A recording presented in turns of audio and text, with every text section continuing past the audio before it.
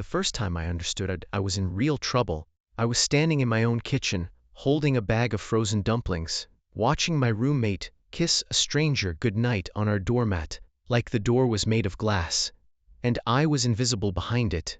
That should have been my cue to disappear into my room and mind my business. Instead, I stood there like an idiot, dumplings sweating condensation onto my hand, watching Reese Calloway laugh at something the guy said, watching her tuck a strand of hair behind her ear the way she always did when she was nervous. Watching the whole scene like it was a car wreck I couldn't make myself look away from. My name is Owen Bennett. I'm 30, a physical therapist who spends his days convincing strangers to stretch their hamstrings and apparently spends his nights spying on his roommate's love life from behind a bag of frozen food. Reese was 28, a graphic designer with a laugh that made strangers in coffee shops turn their heads, and the kind of restless energy that meant she was always either working late, dating badly, or overthinking both at once. We'd shared an apartment for a year and a half, long enough that I knew her coffee order without asking, knew her Sunday cleaning playlist by heart, knew exactly which floorboard outside my door creaked at 2 a.m. Not long enough, apparently, for her to remember I existed the second a man walked her home. The guy left. Reese shut the door, turned around, and nearly jumped out of her skin when she saw me standing there. Owen, God, how long have you been standing there? Long enough to know his name is Tyler and he thinks IPAs are, and I quote, basically a lifestyle. She groaned and dropped her keys on the counter with a clatter. He's not that bad. I didn't say he was bad. I said he explained hops to you for 11 minutes like it was a personality trait. It's a startup thing. He's launching some kind of hop subscription box. You get a new hop varietal every month, apparently. A hop subscription box. Don't judge me. I panicked and agreed to a second date before I remembered I actually hate small talk about hops. I shoved the dumplings into the freezer, mostly to give my hands something to do that wasn't clenching into fists for reasons I wasn't ready to examine. So why are you telling me this like it's a problem that requires my input? Reese leaned back against the counter, and that's when I noticed the specific look crossing her face. Not tipsy, not sad, calculating. Reese got a very particular expression right before she asked for something enormous, like she was quietly rehearsing the request behind her eyes before she let it out into the room. Because, she said slowly, drawing the word out, he's coming for dinner Friday. Here, at the apartment. Okay. And my mother is flying in that exact same weekend. I'm still not seeing the emergency, Owen. She said my name the way you'd ease yourself into cold water, 1 inch at a time. What if they overlap? I set down the dish towel I'd been holding for no reason at all. Why would they overlap? Because my mother has never respected a boundary in her entire life, not once, and she just texted me an hour ago saying she's landing Friday afternoon and wants to, quote, finally meet the man you've been seeing. I blinked. You're seeing Tyler. Hop guy. No, that's the problem. Reese scrubbed both hands down her face. 3 months ago I told her I was seeing someone serious because she would not stop asking why I was still single, and because my cousin Delaney just got engaged and my mother has apparently decided romance is now a competitive sport with a scoreboard. So you invented a boyfriend. I invented a very vague, deliberately undetailed boyfriend. No name, no specifics, just someone. I figured I had time to either make it real or let it quietly die of natural causes. And instead, she's flying in Friday to meet him, in person, in this apartment, the exact same night. I already told Tyler he could come for a low-stakes second date. I crossed my arms. So what's the plan, exactly? Introduce your mother to Hop Guy and just pray she doesn't ask him a single follow-up question? No.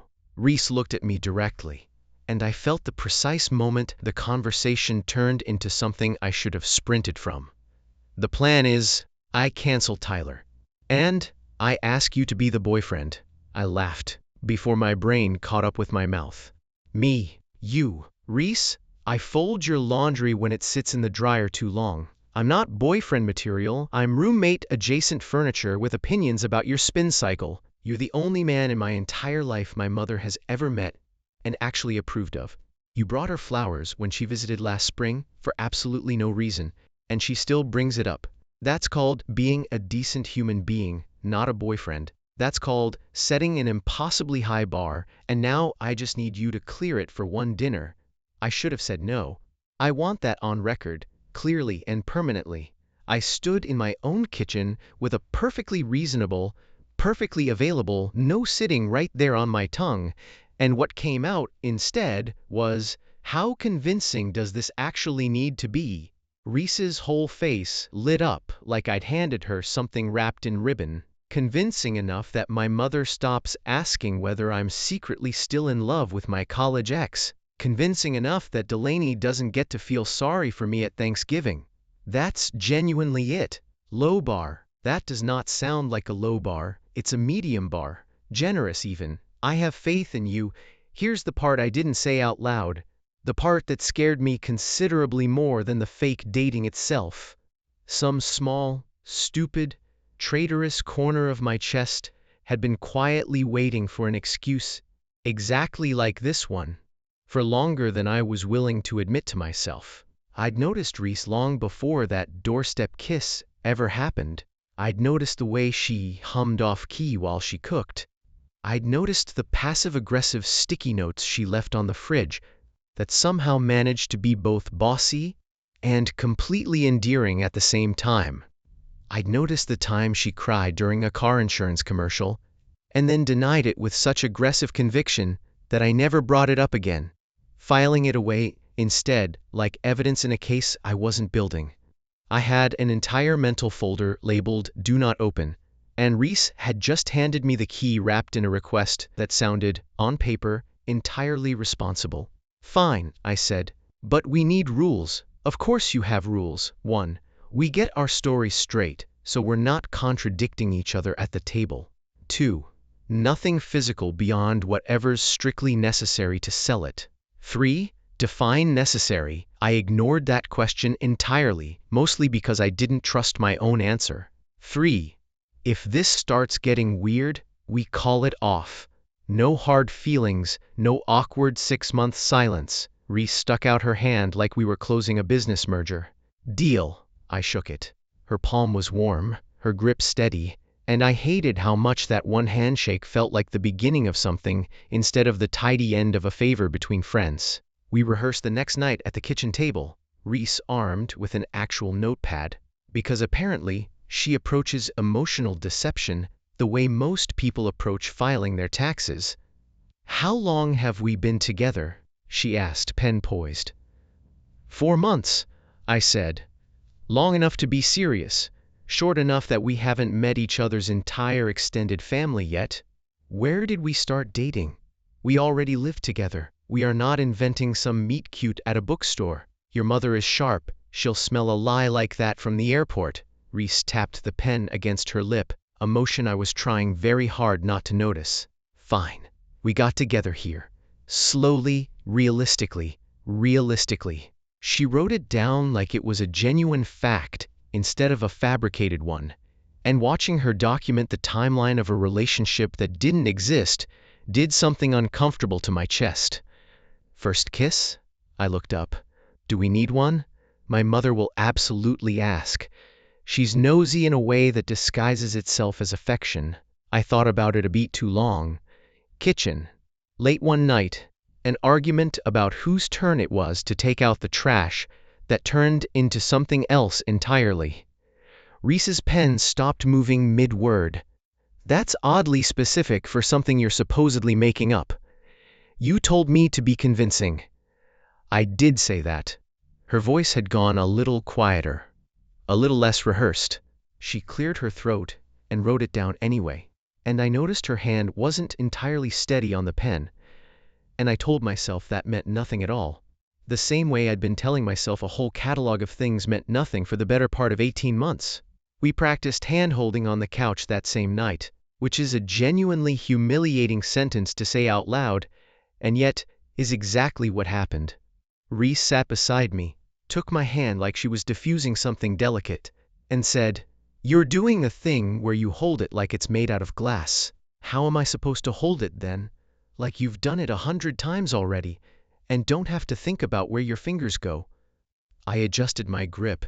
Her fingers slid between mine, easy and natural, and I hated how right it felt for something that was supposed to be entirely pretend.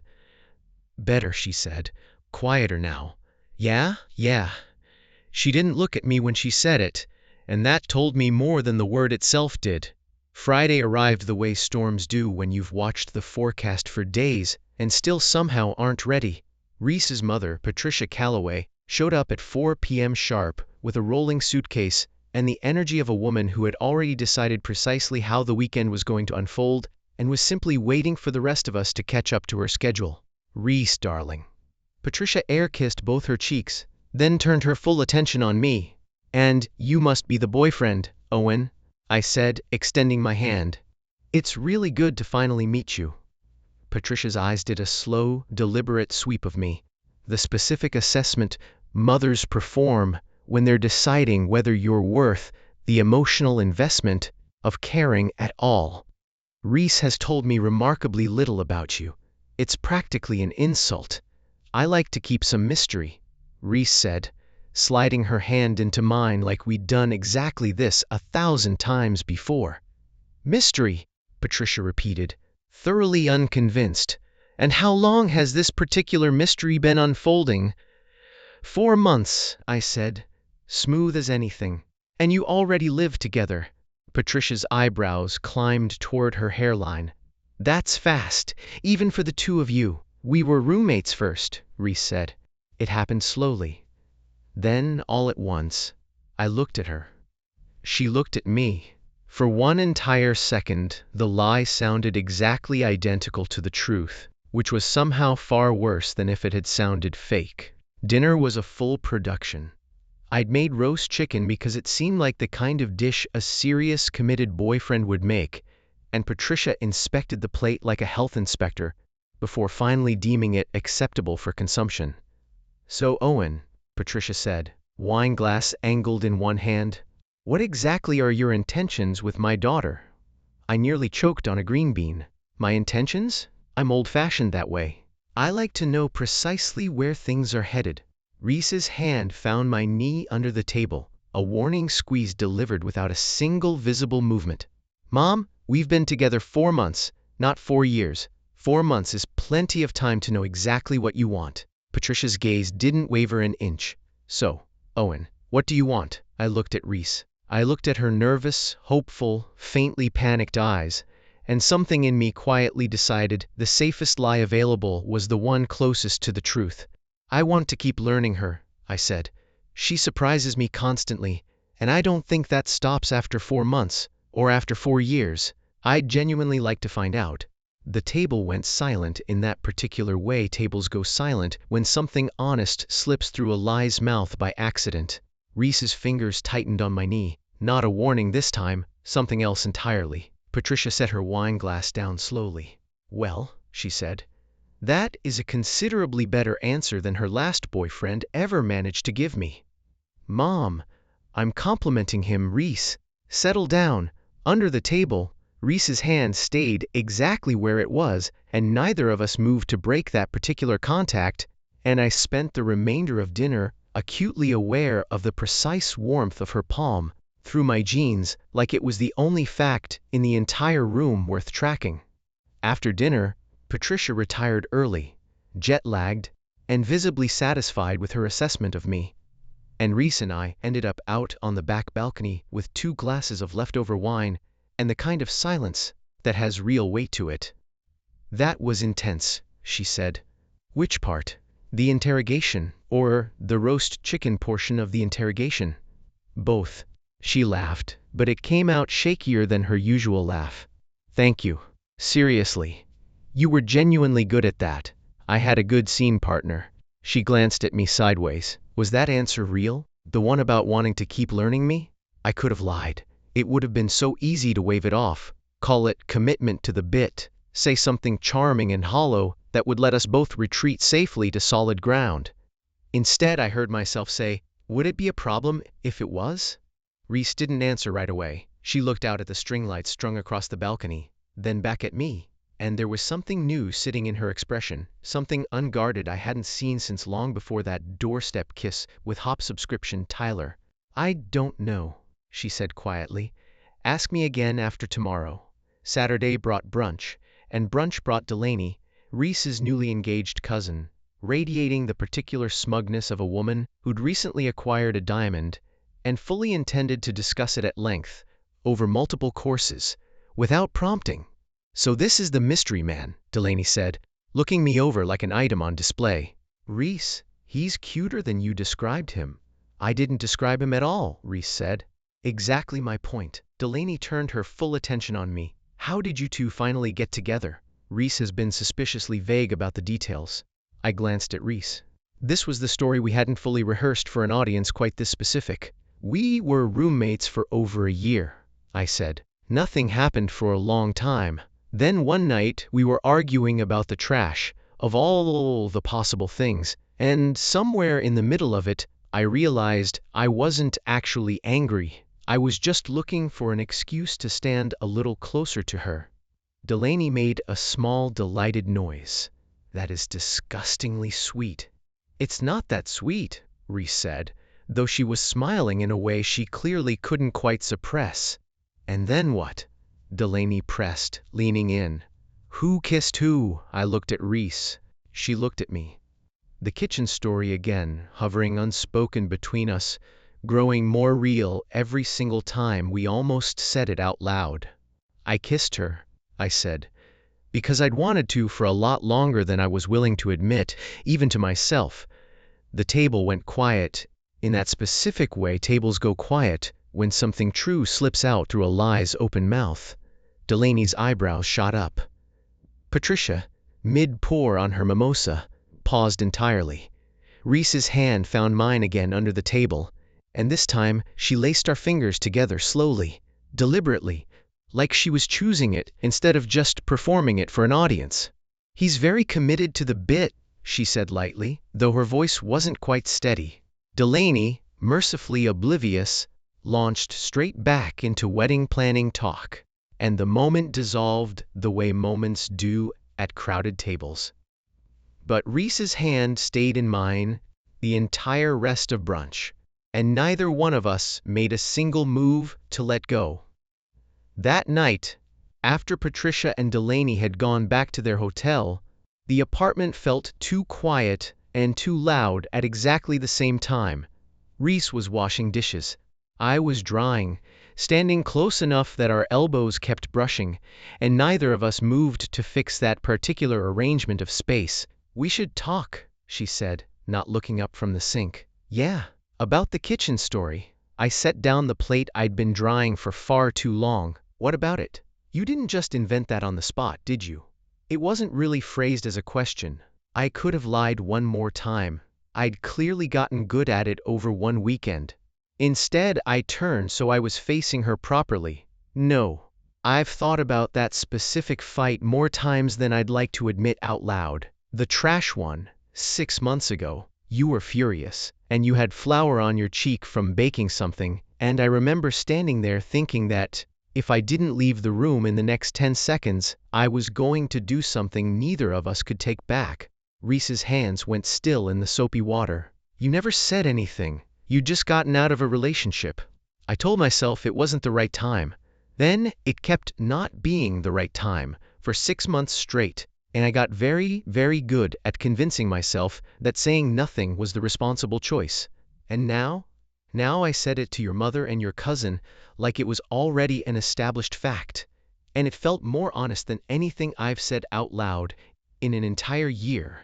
Reese dried her hands slowly, deliberately, the way you do when you're giving yourself time to decide something important. Then she stepped closer, close enough that I could see a single drop of water still clinging to her wrist. "I panicked and asked you to be my fake boyfriend," she said quietly, because you were the only person on earth I could imagine doing this with. I told myself that was just convenience. I've been telling myself that for 2 straight days, and now I think I used the fake version as an excuse to finally do the real thing, and I was just too much of a coward to say so directly. The kitchen held very still around us.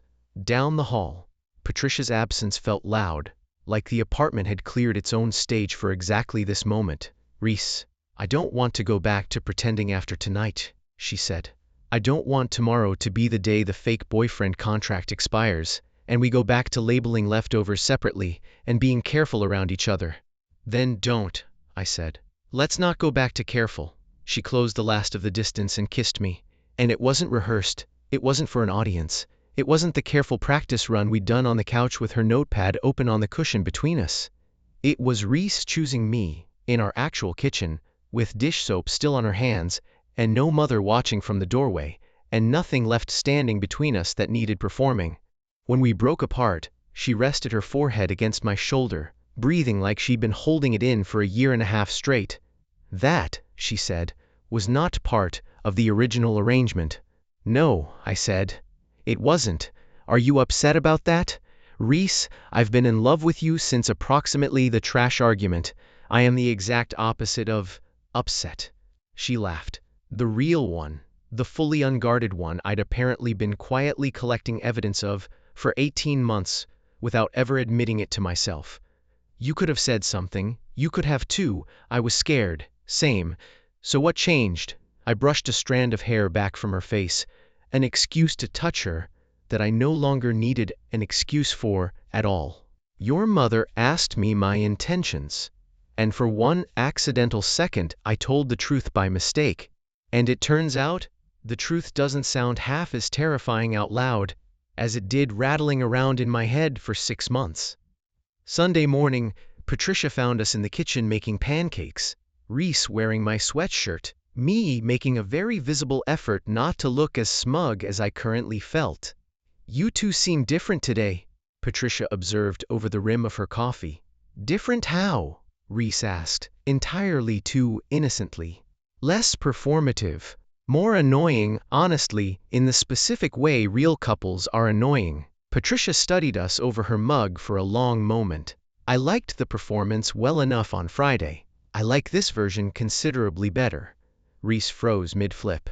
"What performance exactly?" Patricia's smile was slow and entirely knowing. "Darling, I have known you your entire life. I know precisely what your nervous face looks like, and you wore it through most of Friday's dinner. I also know what your genuinely happy face looks like, and you have been wearing that one since I walked through the door this morning." She sipped her coffee, completely unbothered by the bomb she'd just calmly detonated. "I don't know what changed between Friday night and this morning, and frankly, I don't require the specifics. I simply prefer this version of events." Reese looked at me, mortified and laughing in equal measure. I just shrugged.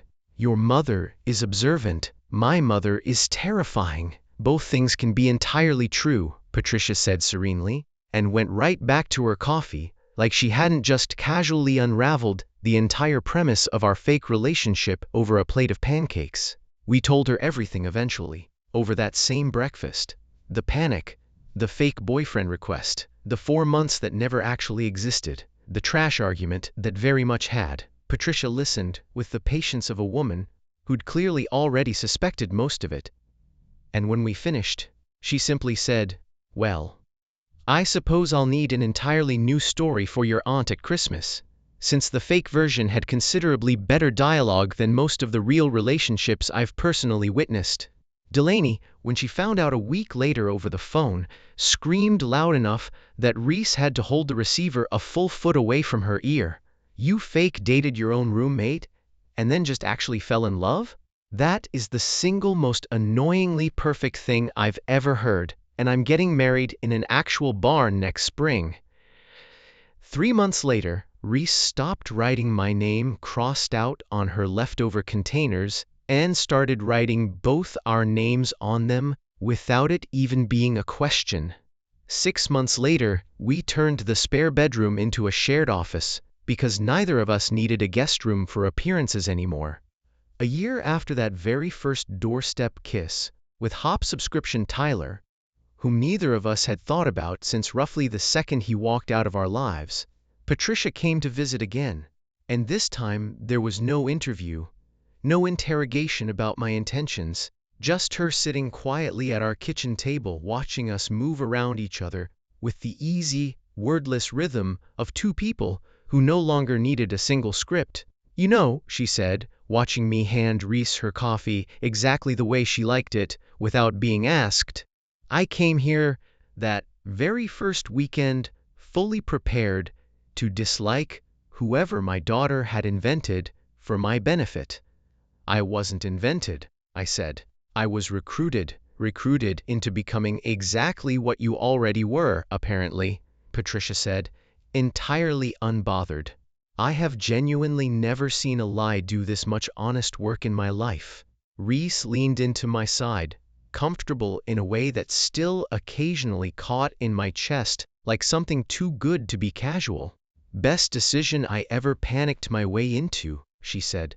"I resent being referred to as a panic decision.